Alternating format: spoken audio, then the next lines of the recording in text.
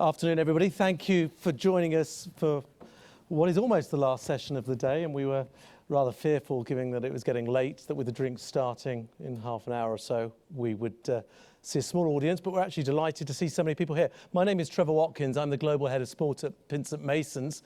My first declaration is I'm actually a Bournemouth supporter, so I would have been talking about the Football League in any event this season, but we're in the Premier League for the first time ever. However, I remember when my dad took me when I was 7 years old to watch Bournemouth play for every year since, apart from this season, it was to see them as a Football League club. So the Football League is very close to my heart. I'm delighted that we've got a great panel that are going to be looking at a range of issues about what it is to be in the Football League, what it is to be the Football League, and what the future might hold for one of the world's leading football competitions.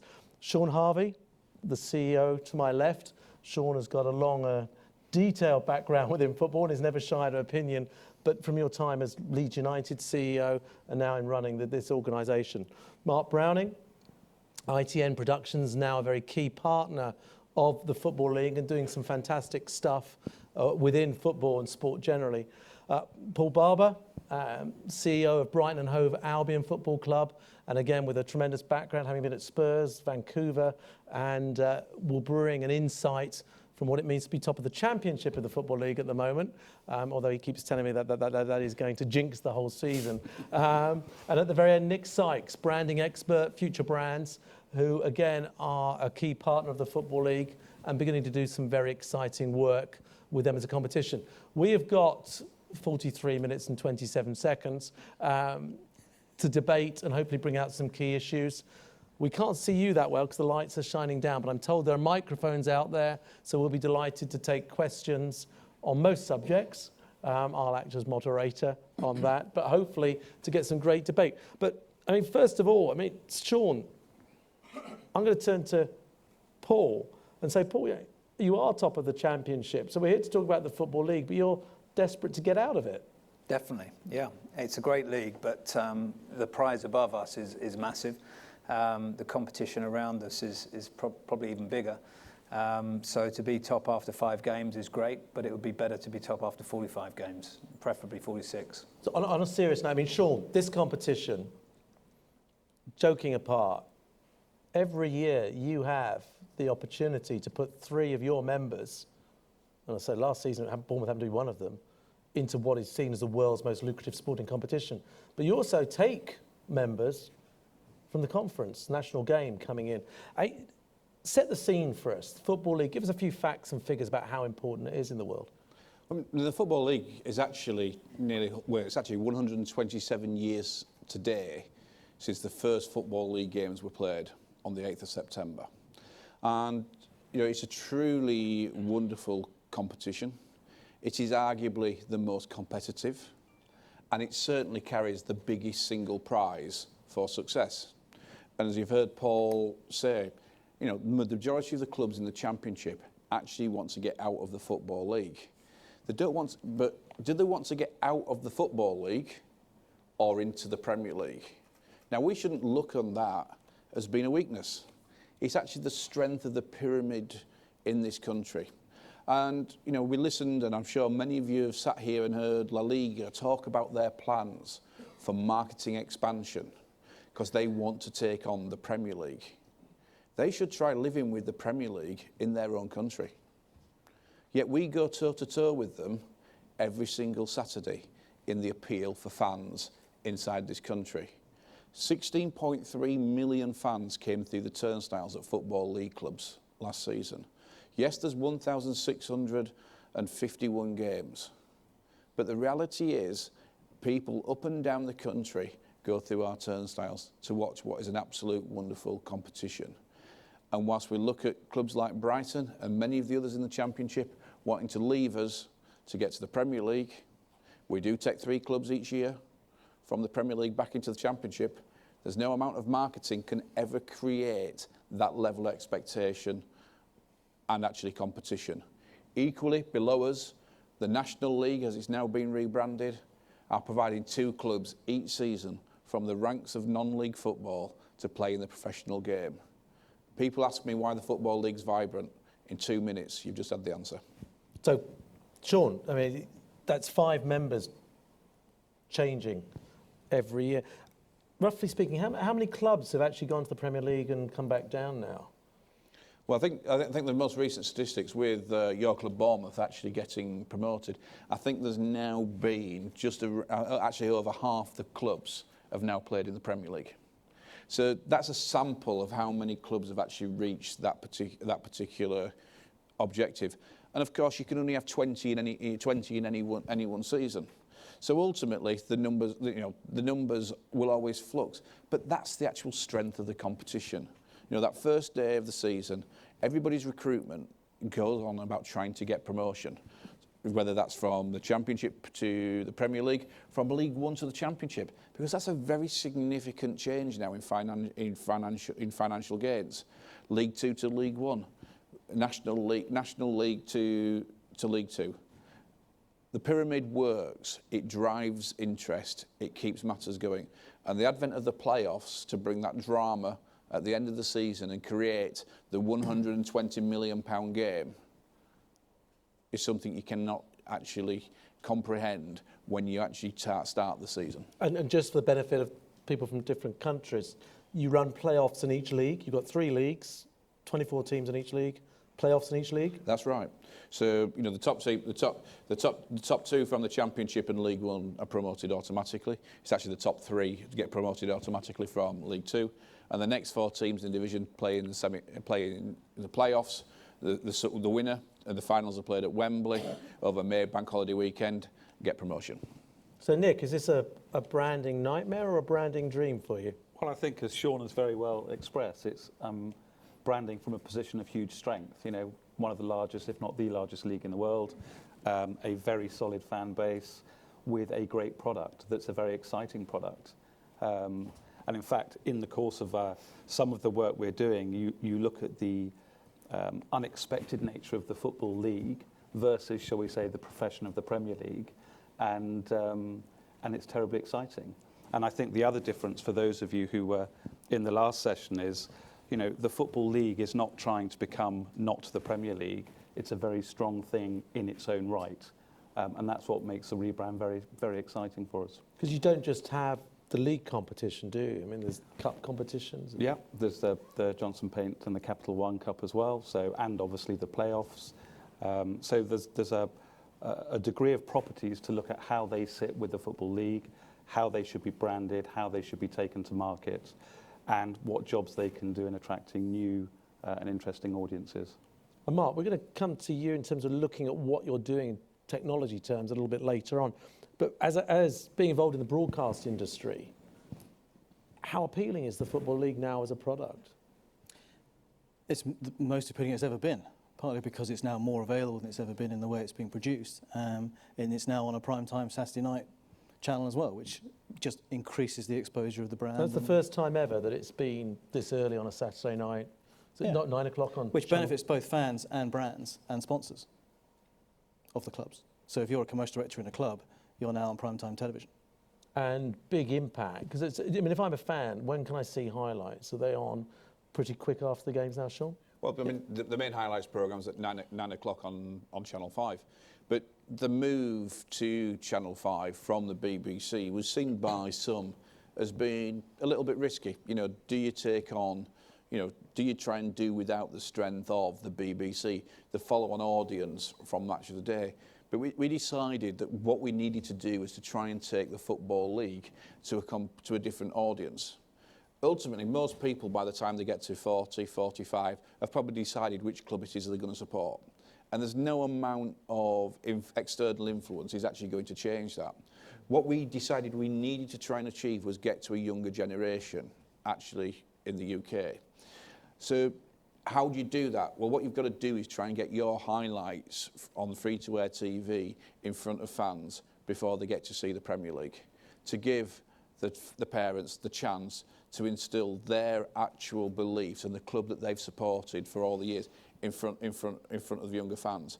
So the demographic group that's now watching our highlights programme comes from a much younger generation. So that's the generation we decided we needed to work with and influence to keep the Football League strong going forward. So as far as you're able, in terms of the broadcast deal and what it means for clubs. How does it break down, and what sort of sums are we talking about for Championship, League One, League Two? Well, I mean, without getting into the actually individual sums, I mean, our whole arrangement with Sky is worth £88.3 million. So for what some would perhaps view as a second-tier competition, that is massively more than any other non-top tier league actually receives. I mean, our clubs went out and spent £100 million on players during the summer transfer window. That is 4 times more than any other non-top tier league, and actually a lot more than the majority of top tier leagues. So the Football League has the Premier League in its backyard, yet we have to fight for our audience share, and that's why we've made this very significant change in relation to how we're trying to market the league, brand the league, and how we're going to try and take it forward. We can't stand still. We're strong, but we have to get stronger. And the work that we've done with ITN, with ADI, in actually getting accessibility to our content at the earliest possible opportunity is all part of that longer term objective. Yeah, we'll have a look at some of that technology shortly. I mean, Paul, putting aside your current league position, because obviously things go up, things go down, but in terms of this season, we touched on a session yesterday of how big a prize it is for a club that gets into the Premier League next year. Sean's just mentioned this £100 million that's been spent on players. Must be difficult with Premier League aspirations in terms of trying to balance budgets. And how did you find the last transfer window? Oh, it's tough. I mean, it's a very competitive market. The price of players continues to rise. The cost of agents continues to rise. The cost of wages generally continues to rise. So it's tough. And obviously in the Championship, we're competing against 7, 8, 9 clubs who have got parachute payments from their previous time in the Premier League, which makes it tougher still. But, you know, there are very many different ways of getting to the Premier League. Bournemouth are a good example. You know, they didn't have the biggest budgets, they haven't got the biggest ground, they don't have the best training facilities, but they're sitting in the Premier League, so it's possible. Burnley before them, Blackpool before them. So, you know, we know that money doesn't buy success, guarantee success. It helps, but it doesn't guarantee. What we have to do is to put ourselves in the best possible position in terms of infrastructure, the best squad that we can assemble, the best coaches that we can recruit, and also to make sure that our academy is bringing through good young players for the future as well, to bridge that gap between the biggest budgets and those that haven't got those. But it's a hugely competitive league, and the Championship, week in, week out, will produce surprises in a way that perhaps other leagues around the world just don't. And that's a credit to the competition and a credit to the Football League. And, you know, we all say how desperate we are to get out of the Championship, but arguably it's far more exciting than any other league that I've certainly worked in. I think certainly last season when Bournemouth did get promoted, yes, it was hugely exciting, or going right down to the wire. So for you, in terms of Brighton, you've got a new stadium. How long has that been open now? This is our 5th season. And average home gate? Last year was around 26,000, yeah. So it's reaching a huge amount of the local catchment area and population. What's the biggest sort of challenge for you now, Paul? I think the biggest challenge is just the sheer competitiveness of the league. And, you know, there are no guarantees. We've got good crowds, we've got good sponsors, we've got a great stadium, a new training ground, but that doesn't guarantee you success. And, you know, we've got 23 competitors in our league that want the same thing as us. And that means that every single game that we play, whether we're sitting in 1st place or 24th place, is a highly competitive 90 minutes of football. And, you know, at the end of the day, it's a very, very long road that we're on. I mean, it's a cliche in football. To be top after 5 games is nice. And people like you, Trevor, keep jinxing it, and we may not be there in 40 games' time. But the reality is that, you know, every single team in our division, bar maybe 1 or 2 that are looking to consolidate, having been promoted, are challenging for promotion. And that's what makes this competition such a good one. I think it's certainly what we're seeing when you talk to the Premier League clubs is that, aside from the top 5 or 6, there's only a limited number in the Premier League now that are really aspirational about getting into that top level. So it does make the Championship exciting. But Nick, for you, you're working with the whole league. Yes. And you're working with all 72 clubs. How difficult is it to balance the interests of an Oxford United, with a Plymouth, with a Brighton, with a Millwall? I mean, I think it goes beyond that, actually. So when you're looking at a branding exercise, you know, a brand is obviously not a logo. A logo is just but one manifestation of that brand. And one of the complexities of the Football League is you obviously have the clubs, but then you have the fans, you then have the football family, you then have the sponsors, you then have the players. And actually the job is to balance and to find something that works across all of those audiences. You know, and if you look at some of the most successful and by definition some of the most unsuccessful rebrands, not just in sport but in commerce as well, understanding your different audience needs is probably the most important thing to do when undertaking a rebranding. So if you're in the UK, many years ago, everyone remembers Consignia, that famous rebranding of the Royal Mail that crashed and burned within about 18 months after it was announced, you know, at vast cost and at vast reputational damage. So, you know, we have a great thing to do, and we need to balance those different and disparate needs when looking at how to rebrand the Football League. And when you compare that to the Premier League, seems like a very different entity. I know the point was made before we came out about the Premier League being different in terms of what's more important, the clubs or the league itself. Sure. Well, also it's smaller, isn't it? You know, you've only got to worry about 20. You've got 20 partners or 20 clients. In you know, Sean's role, he's got 72 that he has to worry about. So it's also properly national. I mean, if you look at the Premier League, it's mainly based in the big conurbations rather than the smaller cities. So arguably it's a much more simple thing, and because of the massive deals that they had, they're able to sort of buy their way into primetime telly. So if you look at some of the other things that sort of comes under brand strategy, if you look at the Channel 5 deal, it's really interesting. How does a Football League, if you like, punch above its weight and get noticed and go head-to-head with the Premier League with a fraction of the money and a fraction of the muscle? And for you, Sean, before we move on to looking at the technology and the broadcast that Mark's been working on, how difficult is it? I mean, I've sat those tables where you have division by division having a vote on what should or shouldn't happen. How difficult is it to manage 72 very different clubs? Well, there's 72 clubs of different sizes, you know, all of which have got one real common aim. They want to do as well as they can. Not everybody can be successful. So obviously managing 72 clubs is a lot easier if you're delivering good and positive news.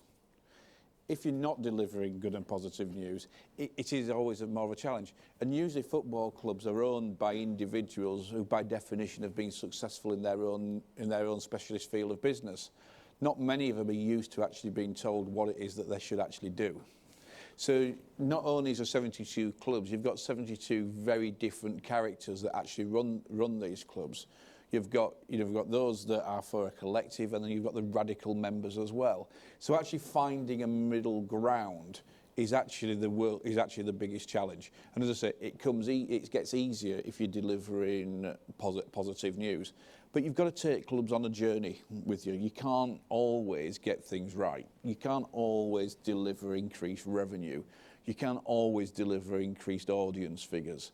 At some stage, you have to manage expectation.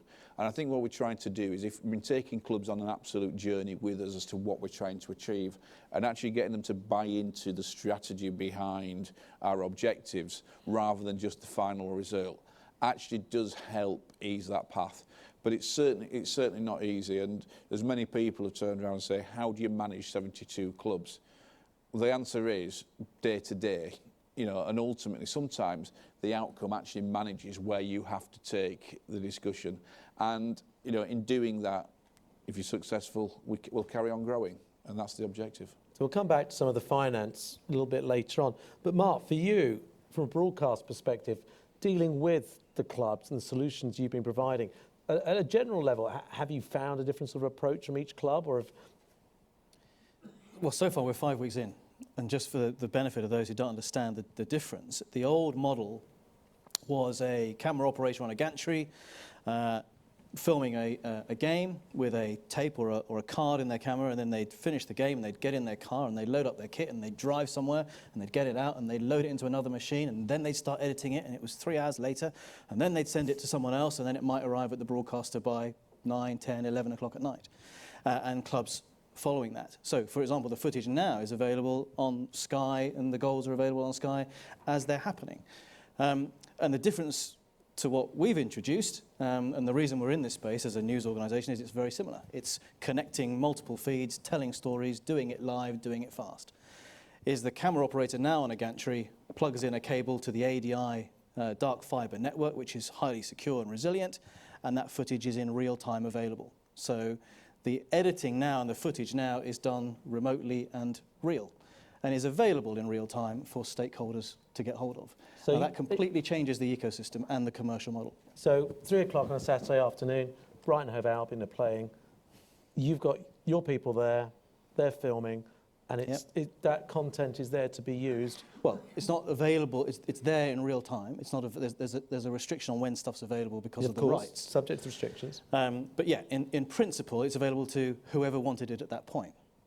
And what's changed is that footage isn't literally moving around. If we fire up what's on the screens, you will see in a booth outside in the auditorium area, there is a film crew filming a stand. If you want to put it on the screens, that would help us, if it's there.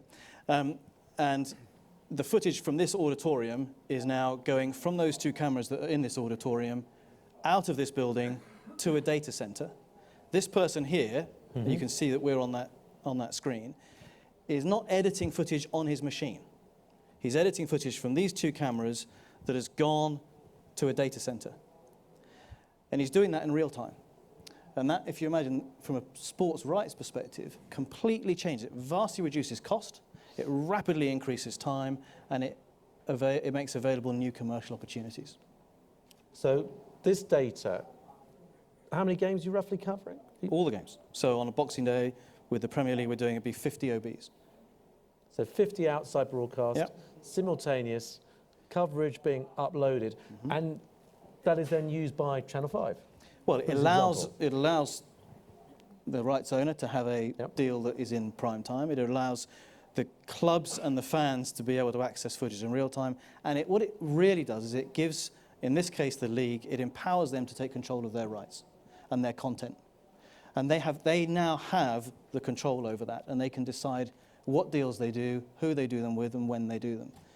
And it's completely changed the commercial model, because you're not having to lumber around kit, you're not having to have as much kit, you're not having to have as many people. You can see one person there. I mean, it's in many ways, it's low tech. It's a machine that looks at a data center, sees footage, and edits it and stacks it up. It's files. And those files are available and digital and can be moved to any part of the country at any time. So for you, Sean, this flexibility, is it beginning to pay dividends? Well, we're 5 weeks in to the actual channel with the Channel 5 show, but that's just the beginning. And we've talked about how we look to try and promote ourselves on a domestic and on a national basis. What we've got to get ourselves really comfortable with is how we can use this in making our games available overseas. You know, the Football League has traditionally been a domestic product. You know, most people have, you know, our biggest fan bases, we don't get fans coming from overseas unless they're expats or they've actually got a connection that they form with a club over a period of years. So what can we actually do overseas? This technology would allow us to actually stream games, subject to all the rights, overseas, actually at the time they are being played. So we could actually widen our stadiums to the actual computer screens all the way around the world. What additional income does that generate for the Football League? That's the actual process that of evaluation that we're going through at the moment. So we will get our games in front of fans across the world before anybody else does on this particular basis. So for you, Paul, as a club, this whole new digital era with the Football League moving towards new platforms, other new agreements will come in the next few years, how important and what ways are you looking to exploit your content further? Well, it's vitally important because sponsors essentially are looking for 2 key ingredients. One is exposure, second thing's audience. So the more exposure we can give them and the bigger audience we can deliver, potentially the more valuable the sponsorship program, which for Football League clubs is a very different ball game than what we've previously experienced. The Premier League obviously has a fantastic platform to worldwide exposure. We haven't had that in the same way. I think the other thing for us with the benefit of the fibre network is the ability to beam back games, which we have a nightmare program which Sean and his team managed superbly. 46 games in a 52-week year, plus cup games, plus the weeks that we don't play, gives you at least 2 games a week. And if you're in Brighton and you've got to try and get to Huddersfield on a Tuesday night, it's not easy. But equally, it's not easy for the league's fixtures people to try and give everybody a close game on a Tuesday night. So we have to cope with that. The ability to have reciprocal beanback arrangements where fans can stay in their own city but still enjoy watching their team play with a high quality feed is a commercial asset. And we can actually monetize that, and we can actually start to drive revenue from that as well. And provided the host club isn't being damaged in any way by people not turning up to the game, and broadcasters not affected because there are not enough people at the game to create the right atmosphere, these are assets that we haven't really had before, and I think will start to change the nature of the way that the league operates and the way fans enjoy it. So Sean, I think it's just to follow up on an actual real example. Leeds United went to play at Bristol City. The allocation of tickets was 1,300 due to the redevelopment at Ashton Gate, which is another big city club making real stadium developments to grow. They were always going to sell the 1,300 tickets, so they were able to beam the game back to the facilities at Ellen Road, and it was watched by another 1,200. Now, there are relatively, those numbers are significant in terms of, fans wanting to support their clubs, and all that's possible because of the arrangements that we now have in place, and we are only at the start of the journey. Mark? Yeah, just to pick up on Sean's point, I mean, streaming is one part, but what this enables the commercial opportunity is to slice and dice these rights, not just by territory, but by type of footage. So it might be short form 30-second goals, it might be 5-minute highlights, it might be 15-minute versions, then it might be streaming, and that's then split by territory as well. And you can instantly see that whether it's subscription models or overseas rights, a significant number of fans who are passionate about their club will pay, will subscribe, whether it's a short form goal, real-time footage or streaming. And that, I think, presents a whole new world. The investment that the league have made and other federations would choose to make opens up a commercial opportunity that's not there at the moment. So for you, actually, just in terms of your business, this pioneering example sets a scene that you're hoping other competitions will follow. Well, away from but away from that, I think what the league have done, and they've got first mover advantage, is the investment that they've made will give them new revenue opportunities as they choose to do it. But what is interesting for smaller federations, governing bodies, or sports themselves, take hockey or netball or what have you. At the moment, they would perceive quite rightly that it's television, it's hugely expensive, we can't do it, it's out of our range. Actually, it's not. With a moderate degree of investment, this kind of technology that you were seeing there instantly opens up a market that is untapped at the moment for sports that feel it's out of their particular financial position. I think that's going to be interesting to see who goes into that space, whether it's hockey or netball or golf or swimming, because the technology is already in place. Nick, from a sponsor's perspective, and when you're working with major brands, and you've dealt with some of the biggest companies in the world, the importance to them of this new way of being able to get involved? Well, I mean, I think it opens up many, many new audiences. I mean, I think in the UK, in the first quarter of this year, for the first time, more people are getting content on their mobile device than their laptops or screens than they've ever done before. Suddenly, short form goals, little 5-second or 5-minute packages, I can watch it on my smartphone. I'm 18, 19, and that's what I'm doing. I'm not waiting for BBC One at 10 o'clock to watch some highlights or midnight before. So I think it just opens up the Football League to being a modern brand, understanding of its audience's needs. So going back to that thing about how do we create a brand that is relevant for young people today, that in turn, they're the most valuable audiences that sponsor wants. Therefore, sponsors are going to be prepared to pay more. And so it sort of becomes a virtuous circle. And I think it's interesting that you talk about first mover advantage. One of the archetypal traits of challenging brands is that they have a very clear sense of their future. And I think it's a very exciting departure, if you like. And presumably you're seeing sponsors looking for more incisive, intuitive ways of engaging. They are, and they're moving beyond eyeballs. So it always used to be about, right, I've got 16.5 million eyeballs. Actually, they're now interested in how they can disseminate their own content to the audiences. And these types of packages or allowing people to access in real-time football allows them to associate their content with that as well. So it opens up a whole world of opportunities for sponsors, you know, beyond just being a title sponsor or a perimeter or a shirt. And as I say, you know, they're all falling over themselves to see how they can get their content to new and interesting audiences. Sure. Yeah, I mean, you can hear we're all massively excited about where we're taking the Football League and what we're trying to do. But there has to be a balance, because the actual beauty of the Football League actually takes place inside the stadium on a Saturday afternoon. Everything you're hearing us talking about is expanding the potential and the exposure of the Football League and our clubs.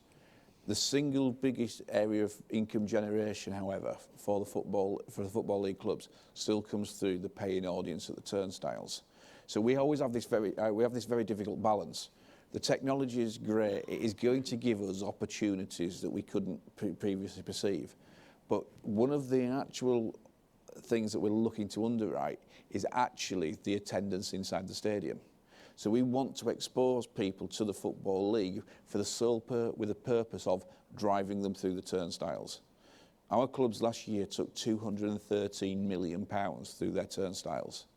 You heard the TV deal at 88.3 million. We can't survive without a TV deal, but what our clubs certainly can't do is without fans going through the turnstiles. So we have to link the two. It's about growing and then directing individuals to their own clubs. And this is on the premise that all of us here, whether it's Southampton supporters, Brighton, Chelsea, Leeds or Bournemouth, that we probably all supported those clubs from when we were very young. And if you can get that loyalty at the outset, you're going to keep the fan. I think it's also, sorry, Sean, I think it's also important, Trevor, that the broadcasters want there to be a live audience as well. You know, there's nothing worse than a televised game from an empty stadium. Yep. And I think, you know, the more we can do as clubs to get as many people through our turnstiles as we can, the better it is for us, the better it is for the broadcasters, the better it is for the audience that's watching at home. It becomes a virtuous circle. And certainly, you know, from our point of view, we don't rely on the broadcast income. We can't. But equally, we know how important it is to have that broadcast income. So we work as hard to accommodate the broadcasters, but we work even harder to get people through the door.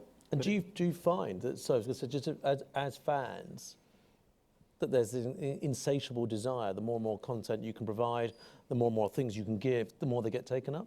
Yeah, I think so. Is that you're seeing, Mark? This is why I think this is an incremental opportunity for new markets, because of course, big stadium, full stadium gives broadcasters what they need, but there's people who can't get to stadium who aren't in the country, and this sort of thing opens, and that is an untapped market. It's interesting. As to some of this afternoon, we're working with a European entity that has been picking up the streaming rights to major leagues because they see exactly that market, and the model is showing exponential growth. What keeps you awake at night, Sean, apart from the football world? What is it that you worry about? Some of the times, some of the things that worry you are the actual really the smallest parts. You know, what worries me is the financial health of some of our clubs. Now, we've made some massive strides forward. It's nearly 900 days since we actually had a club go into administration, whereas previously it was a club every 2 or 3 months. Now, that's through a combination of improved financial governance, but also the owners, shareholders, investors in our club continuing to support the club that they have backed for whatever the purpose of that investment. So keeping clubs in business and strong is one of them.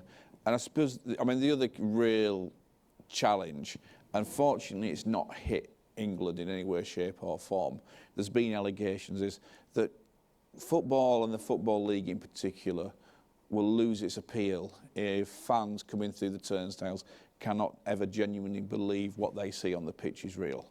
So we're talking about the allegations historically of match fixing. It is the one thing that if it ever is exposed, has been real, could have a real material effect and damage on our game. Fortunately, and I've been involved in football clubs for 22 years, there is that many different people involved. I think the chances of it happening are small.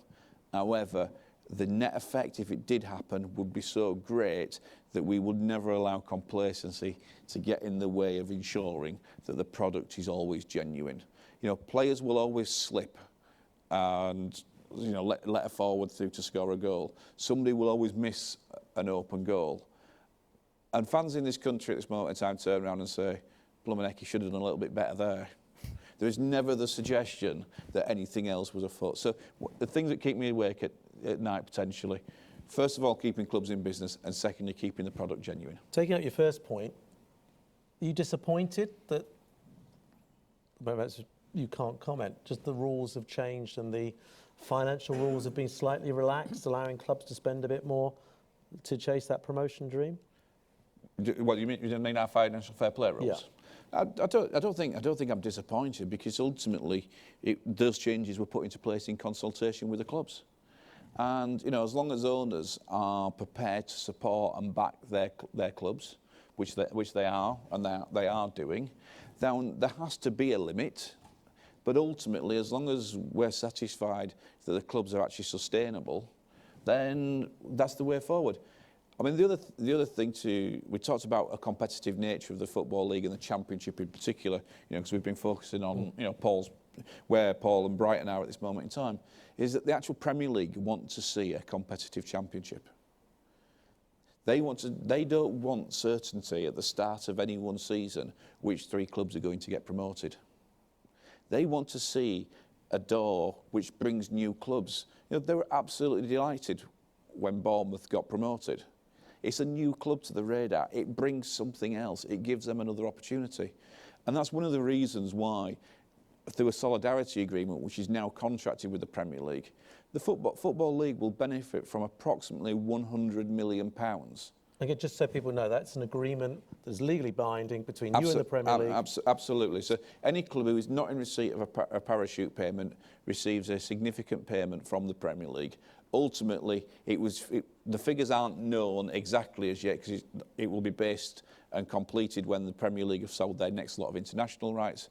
But ultimately, that will be worth £100 million to our clubs. You know, now I obviously hope they don't go out and blow that all on transfer fees and new players, and it'd be a good job well done if they don't. But the bottom line is, it gives everybody a chance, and that's one of the reasons why we increased the actual amount, to give clubs the real opportunity to be able to invest for the future. And so, from your perspective, presumably it's a good thing if a Football League club gets promoted and stays in the Premier League. Absolutely. I mean, we don't necessarily want to be seeing the same clubs going up and down, up and down, up and down, because actually that will do nothing for our competition. Because the dream of gaining promotion has to be real. So, Paul, you've got a 1 in 24 chance. Well, no, 1 in 8 chance, because 3 teams will get promoted. This January transfer window, and I'm not asking you to speak specifically about Brighton, but if I was a club owner and I've got the prospect of about £120 million, they're saying, for the bottom club in the Premier League next season, do you fear that a club that's 6th, 7th, 8th, we're going to see huge inflations in transfer values, clubs spending lots of money or trying to spend lots of money? I think it was ever thus in January, because you've got clubs that are chasing a dream and clubs that are trying to protect their position. So the January transfer window is always one of those tricky ones, as Sean knows from running a club as well, where you know, you're looking at your position and you're thinking, well, maybe just one more player will get us to the promised land, or maybe one more player will keep us where we are and we'll go again next season. But the great thing about football, and it's always been the case, is that every season the dream starts again, and you feel that you've got as good a chance in the summer as anyone else, and therefore you go for it. But January is usually the time when people are, going for it if they can. And the reality is, I've got more than 3 big spending clubs. So at least one is going to be disappointed. Let's hope it's not Brighton. Let's hope so. Let's hope so. You've all jinxed it, really. Honestly, I wish I hadn't come now. Terrible. On that point, we've got about 5 minutes to go, and I think there are some microphones. We can carry on talking for ages on subjects here, but 5 minutes. Is there any questions out there in the audience? Can we actually see any hands? There are microphones roving, I believe. Oh, there's a question and a phone. There's a lady asking a question here. Oh, is there a microphone, or are we? There's a lady down here. Hi, Sean. Hello. Simon Austin. The lady with a deep voice, that is. It's clearly not the lady in the front. Anyway. The fit and proper person test has been a big story for you. Are you satisfied that test is fit for purpose? And are there any ways that you would change the way it's policed and enforced? Well, so we're thinking of Massimo Cellino at Leeds, Carson Young at Birmingham. We can't obviously talk about specifics, but I mean, Simon, the Football League's fit and proper persons test, or the owners and directors test as it's known now, which, just for the avoidance for anybody who hasn't got your same level of knowledge about it, is ultimately exactly the same as it is in the Premier League. Is that what it is? It's an eligibility test. It's about can somebody pass a test which is strict in terms of its interpretation to run a football club. It goes across any number of different criteria. So it's a self-declaration against somebody's past. What we don't know is how many people the owners and directors test has actually put off from buying clubs. All we ever hear about are the ones that are actually in the game, whose credentials people are going to question. So ultimately, the test is what the test is. It's one of eligibility. What we've done to supplement that in more recent years, of course, is actually look at the sustainability of investors into clubs to ensure that they have actually got the finance available to run that club. And we spend a lot longer now looking at future financial information and source and sufficiency of funding than we do actually can somebody pass the test. So the two things are actually done in conjunction. They can always be strengthened, they can always be done better. But I've seen some owners and directors tests come through where I felt, cool, I'm not so sure. They're running football clubs today and doing it really well. So there's no sort of blinkered approach, or there's no DNA that actually says they would be a good owner, they would be a bad owner. It genuinely does come to how they perform when they're in the role. Because you've got the situation with Cellino, haven't you, where it could be every few months this is coming up again.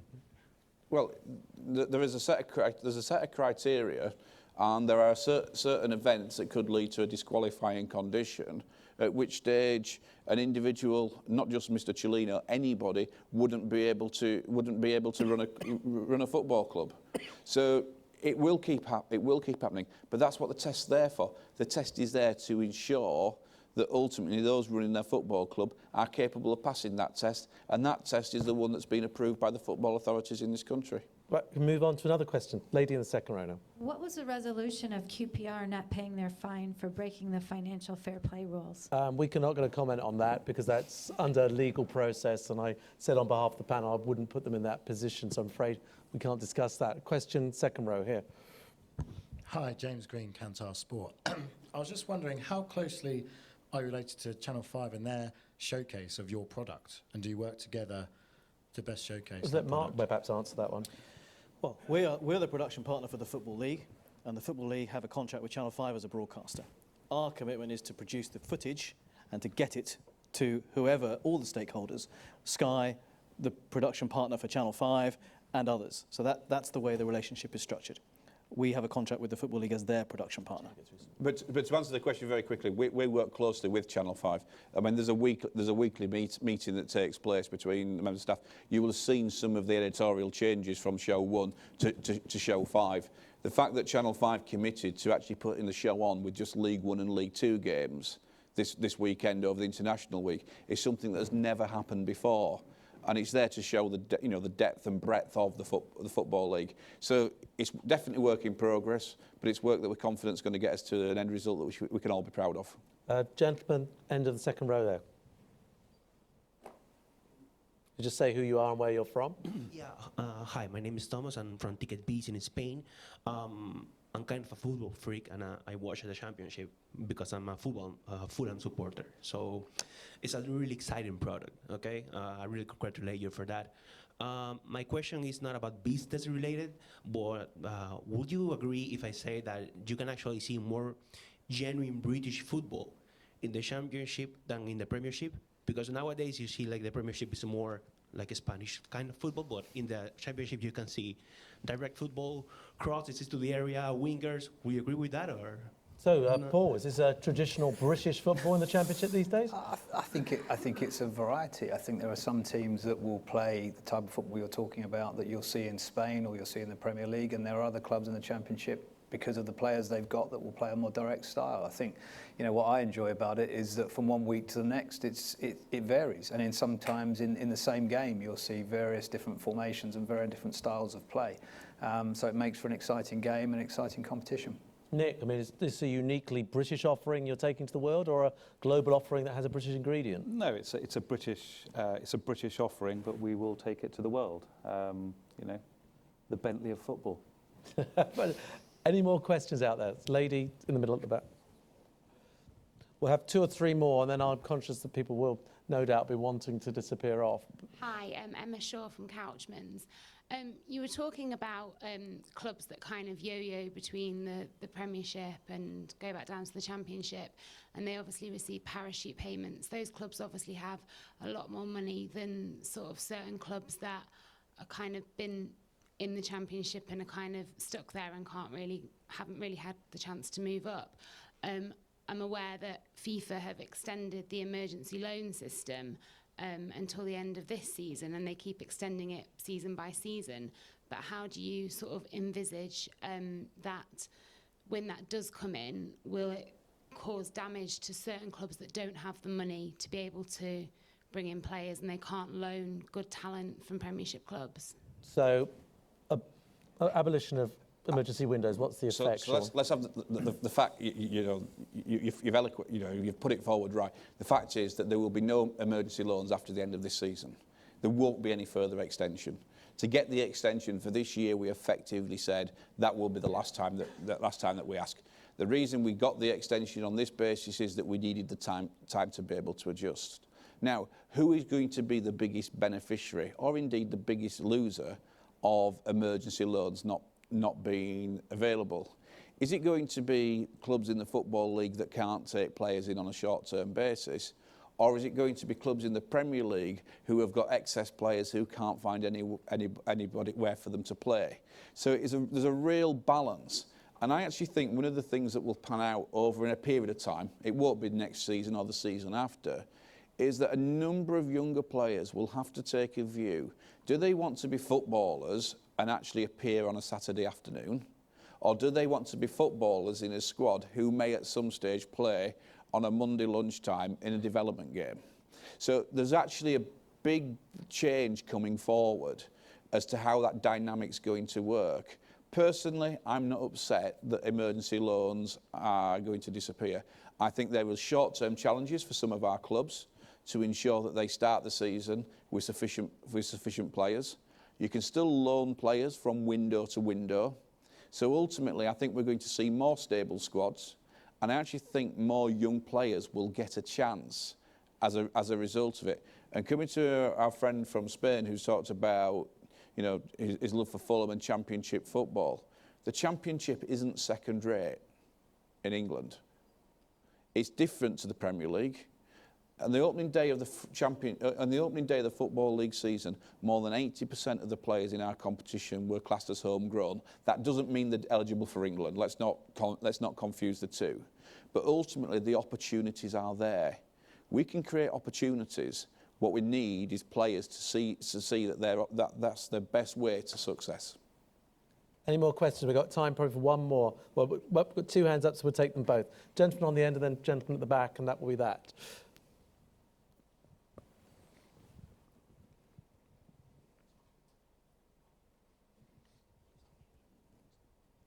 Thank you. Kevin Carpenter, Law in Sport. Mine's a question about striking this delicate balance you were speaking about earlier, about having enough fans in the stadium. There was a report in The Guardian last week about the hike in Championship, particularly ticket prices over the summer. And it's an issue close to my heart as a Sheffield Wednesday supporter that we were top of that table for our home ticket prices. In order to get enough fans in the stadium, would it ever be considered to talk about some sort of caps for either home fans, away fans, or both, in terms of the amount that could be charged, and for the sustainability, and to have enough people coming to the stadiums, because fans are being priced out at the moment? Are fans being priced out, Brighton? Well, I can't speak about Sheffield Wednesday. I mean, I think again there is a balancing act. I mean, you've got to pitch your product in any business at a price that the people you're aiming at can afford to buy. And I think every club's got a responsibility to set those prices at a level where they can fill their stadiums as best they can. But everyone's going to be different. You know, we've invested £125 million in a stadium. We've got great legroom, great seats, fantastic viewing positions, free Wi-Fi, transport's included in the ticket price. You know, we've got to recover that investment somehow. At the same time, our supporters want us to put the best possible team on the pitch, which has got to be paid for. So I think there's always going to be a balancing act between what we can afford to subsidise, if you like, bearing in mind most Championship clubs are losing money, but also making sure that fans can actually afford to come. So every club, I think, has got to make their own decision on that and pitch it at the right level. One last question. Gentleman there. Hi, I'm Toby Gray. I'm a student from UCFB. Myself, I'm a season ticket holder at Leeds United, and I want to just ask you about the fixture congestion in terms of having. You touched on it earlier about the being back and having midweek away trips at the other side of the country. For example, Leeds going to Bristol City the other week and Fulham away in about a month's time. Was there be ever any consideration in terms of the fixtures when they get released and get prepared, of being sort of segmented into regions, like midweek away games will be localised, so to speak, to make it more beneficial for fans? We have 46 games. So the first thing that's not on the agenda is reducing 46 games, because that would be one of the easiest ways of actually reducing the number of midweek games. But ultimately, I think we all believe that's the optimum number to enable football clubs to try and balance their finances. I think one of the things we've got to remember, and it touches actually on the ticket income question from the gentleman earlier. You know, each club ultimately has a look at its own model, and there's no club prices tickets where it doesn't believe it can make the maximum amount of income, because it just wouldn't happen. And ultimately, we've had a look with the fixtures working group over many years about this. About the issue of, short games, short mileage games midweek against those on a Saturday.